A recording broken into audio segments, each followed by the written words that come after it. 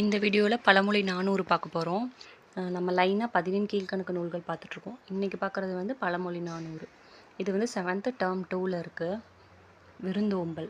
தமிழர்களின் பண்பாட்டு கூறுகளில் விருந்தோம்பல் முதன்மையானதாகும்.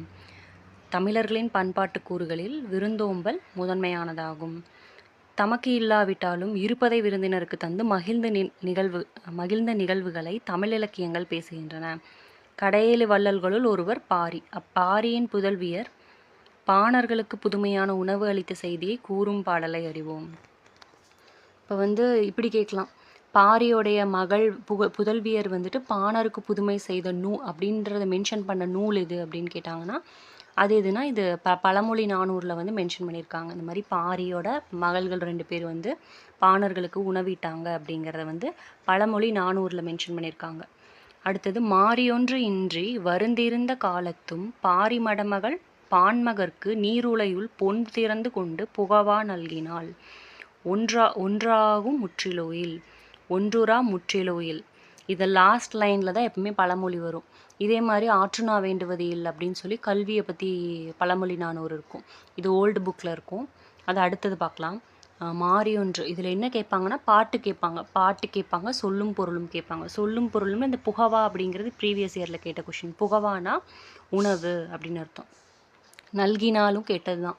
நல்கினால்னா கொடுத்தாள் அப்படிங்கிறது, வழங்கினால் அந்த மாதிரி மீனிங்கில் வரும். ஒன்றாகும் ஒன்றிலோயில் அப்படிங்கிறது ஒரு கேட்ட கேள்வி தான். அதாவது பழமொழி 400 இந்த லைன் எதுனா பழமொழி 400. ஆற்றுனா வேண்டுவது இல் அப்படிங்கிறது பழமொழி. ரிப்பீட்டடாக எது கேட்டிருக்காங்கன்னா ஆற்றுனா வேண்டுவது இல் அதுதான் கேட்டிருக்காங்க.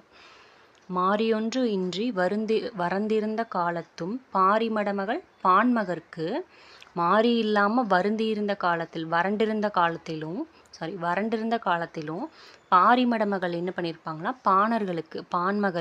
பாணர்களுக்கு நீருலையுள் பொன் திறந்து கொண்டு, அதாவது நீருலை, கொதிக்கிற தண்ணீருக்குள்ள நீருலை, அதில் வந்து பொன் போட்டாங்களாம்மா, பொண்ணை போட்டு செஞ்சுருக்காங்கம்மா சாப்பாடை. பொன் போட்டு கொடுத்து உணவாக கொடுத்துருக்காங்க. பொண்ணை வந்து உணவாக கொடுத்துருக்காங்க பாணர்களுக்கு. அதனால் ஒன்றுமே இல்லாத வீடு அப்படிங்கிறது இங்கே இல்லை. ஒன்றுரா முற்றிலோ இல்லை அப்படின்னா ஒன்றுமே இல்லாத வீடு இங்கே இல்லை அப்படிங்கிறது. பழமொழி 400 இயற்றியவர் யாருன்னா முன்றுரை அரையனார்.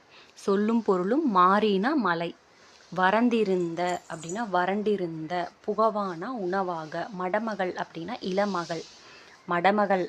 இளமகள், நல்கினாள் அப்படின்னா கொடுத்தாள்.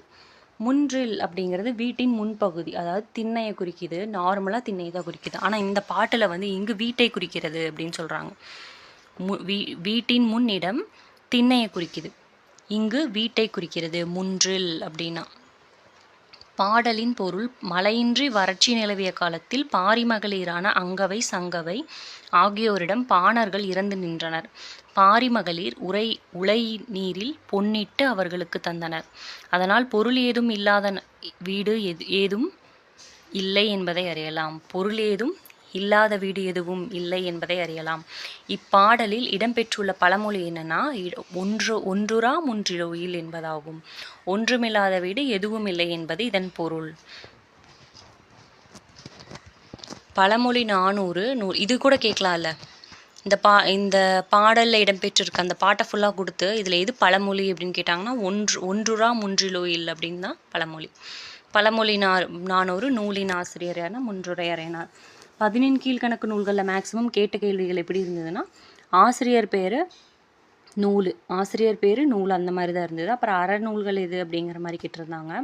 பழமொழி 400ல் நூலின் ஆசிரியர் பேருனா முன்றுரை அரையனார். இவர் வந்து கிபி 4ஆம் நூற்றாண்டைச் சேர்ந்தவர். இவர் கிபி 4ஆம் நூற்றாண்டைச் சேர்ந்தவர். பழமொழி 400 கடவுள் வாழ்த்து மூலமாக இவர் சமண சமயத்தைச் சேர்ந்தவர்னு தெரிஞ்சுக்கலாம். இவர் வந்து பழமொழி 400 கடவுள் வாழ்த்து மூலமாக இவர் சமண சமயத்தைச் சேர்ந்தவர். இப்போ முன்றுரை அரையனார் என்ன சமயத்தைச் சேர்ந்தவர்னு கேட்டாங்கன்னா சமண சமயத்தைச் சேர்ந்தவர். பழமொழி 400 15 கீழ்கணக்கு நூல்களுள் ஒன்று. இது 400 பாடல்களை கொண்டுள்ளது. அதனால தான் பழமொழி 400ன்னு சொல்லியிருக்காங்க. ஒவ்வொரு பாடலும் இறுதியிலும் ஒரு பழமொழி இடம்பெற்றிருப்பதால் இது பழமொழி 400 இன்னும் பெயர் பெற்றது. இந்நூலின் ஒரு பாடல் தான் இங்கே தரப்பட்டிருக்கு அப்படின்னு சொல்கிறாங்க. மரம் வளர்த்தால் மாறி, இப்போ தான் மாறினா மலைன்னு பார்த்தோம். நீர் உலையில் அப்படின்னா நீர்குட்டல் உலையில். மாறி ஒன்று மாறியொன்று என்பதன் சேர்த்தெழுதுக்கு வந்து மாறியொன்று யோ வரணும். பழமொழி 400 6th ஓல்டு புக்கில் டேர்ம் 2ல் இருக்குது. இது கல்வியின் சிறப்பை பற்றி இருக்கும். ஆற்றவும் கற்றார் அறிவுடையார் அஃதுடையார் நாற்றிசையும் செல்லாத நாடில்லை அந்நாடு வேற்று நாடு ஆகா தமவேயாம் ஆயினால் ஆற்றுணா வேண்டுவதில். இப்போ ஆற்றவும் கற்றார்னா நிறைவாக கற்று அறிவுடையவருக்கு வந்துட்டு நாற்றிசையும் செல்லாத நாடில்லை, அந்த புகழ் வந்து நான் எல்லா திசையிலும் சென்றிருக்கும். அப்படி இருக்கும்போது அந்நாடு வேற்று நாடு ஆகாது, அந்த நாடு வேற்று நாடு ஆகாது, தம்முடைய நாடு தான், தமவேயாம் தன்னுடைய நாடு தான். ஆயினால் அதனால் ஆற்றுணா வேண்டுவதில் கட்டுச்சோறு தேவையில்லை, ஆயினால் வழிநடை உணவு தேவையில்லை. ஆற்றுணானா வழிநடை உணவு. இதனுடைய பொருள் என்ன சொல்லியிருக்காங்கன்னா, பாடல் பொருள் கற்க வேண்டிய நூல்களை நிறைவாக கற்றவர். ஆற்றவும் அப்படின்னா நிறைவாக, ஆற்றவும் அப்படின்னா நிறைவாக. கற்க வேண்டிய நூல்களை நிறைவாக கற்றவர் அறிவுடையவர் ஆவர். அவருடைய புகழ் 4 திசைகளிலும் பரவும். அவருடைய புகழ் பரவாத நாடு இல்லை, அந்த நாடு எல்லாம் வேற்று நாடுகள் இல்லை, தம்முடைய நாடுகளே. எனவே அந்நாடுகளுக்கு செல்லும்போது வழிநடை உணவை அவர் எடுத்து செல்ல வேண்டிய தேவையும் இருக்காது அப்படின்னு சொல்கிறாங்க. இதில் என்ன கேட்கலான்னா பாட்டு கேட்கலாம். அதனால் பாட்டை நல்லா படித்து வச்சுக்கணும். பாட்டை படித்தாலே நம்மளுக்கு இது தெரிஞ்சிடும். ஆற்றவும் கற்றார் அறிவுடையார் அஃதுடையார் நாற்றிசையும் செல்லாத நாடில்லை அந்நாடு வேற்று நாடு ஆகா தமவேயாம் ஆயினால் ஆற்றுணா வேண்டுவதில் முன்றுரை அறையனார். சொல்லும் பொருளும் ஆற்றவும் அப்படின்னா நிறைவாக, நாற்றிசை அப்படின்னா 4 கூட்டல் திசை, இது கேட்ட கேள்விதான். தமவேயாம் தம்முடைய நாடுகளே. ஆற்றுணா இது வந்து ரிப்பீட்டடாக கேட்குறதா. ஆற்றுணாவோட மீனிங் என்னன்னு கேட்பாங்க. இன்னொன்று பிரித்தெழுதுகன்னு கேட்டிருக்காங்க இதுக்கு முன்னாடி. ஆற்றுணானா 6 கூட்டல் உணா.